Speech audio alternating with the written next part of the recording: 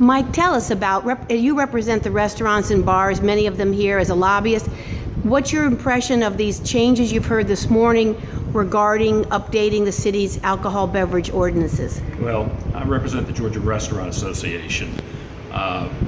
We are generally pleased with where we have come over the past 3 years of this process.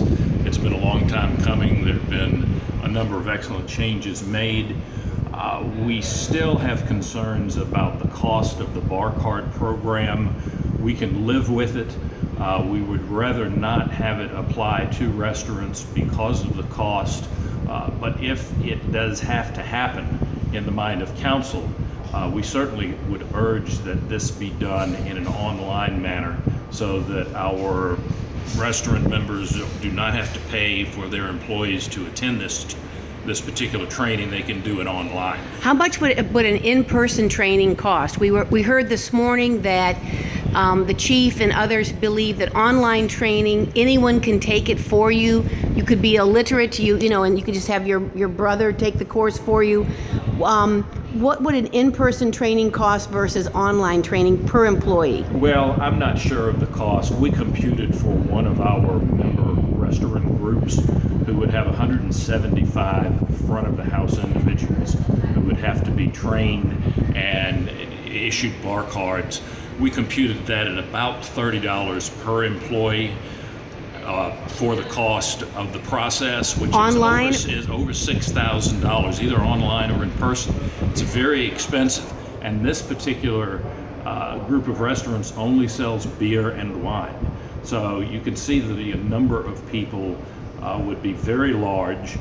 We're a little concerned about how the city would administer that, but that's a decision that council has to make themselves. In general, how long does an employee end up working for a restaurant? What's the rate of turnover of employees in the restaurant business and the bar business? Well, it can vary wildly. We have restaurants that have employees that have been with them for 10 to 20 years. We have employees, primarily your younger college students, who will be with an employer for 6 months or 3 months for that matter. So it truly is all over the map. There is a large amount of turnover in restaurant servers' employment. That's why we were asking, yes, because we understand there's a high level of turnover. Now, how long will it take to get an employee trained, send the information to the city, get the card? What's the timeline on this? Is it 2 days? Is it 5 weeks? I mean, how long will it take to get an employee up and able to work? Well, I think it's going to be a function of exactly what vendor is selected to administer this program.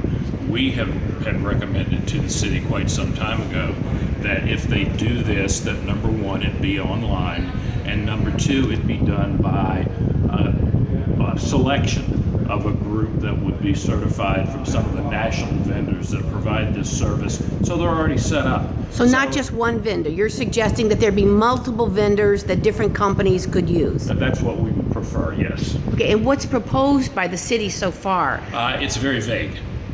Okay, so that's an open issue, not resolved yet. Yes, that is an issue that is still going to be subject to discussion. Great. Thank you, Mike. This was Mike Vaquer, president of the Vaquer firm, which is a state lobbyist firm and represents the restaurants in Georgia, many of which are members here in Savannah. Let me just keep going. Go ahead. Okay, we have one other issue that truly is very important. Okay. Several years ago, the city adopted a hybrid license, which applied to a restaurant that continued to serve alcoholic beverages after the kitchen had closed. Right, they were primarily a bar at night. They were a restaurant till like 9 or 10. Once the kitchen closed, they turned into a bar, and the city called it a hybrid. We revised our ordinances. Yes, tell us about that. That language requiring the kitchen to be open while a restaurant is serving alcoholic beverages continues to exist in this ordinance, which creates quite a problem and a concern. I know many folks will go to a late dinner at 9 o'clock. They'll be at the restaurant at 10:30 or so. Restaurants normally close their kitchen between 10 and 11 o'clock at night, but they still have patrons who are in there finishing their meal, enjoying a glass of wine or an adult beverage or what have you, and basically to insist that that alcoholic beverage service has to stop once the kitchen closes, number one, penalizes our restaurants that are not bars, but number two, then puts these people out on the street, and if they want to continue having adult beverage, they have to go to a bar. We cannot figure out what sense this makes. Okay, and so you're saying this is still not resolved in this latest round of ordinance revisions? That is correct, and that is a major issue for the restaurants. Thank you very much, Mike.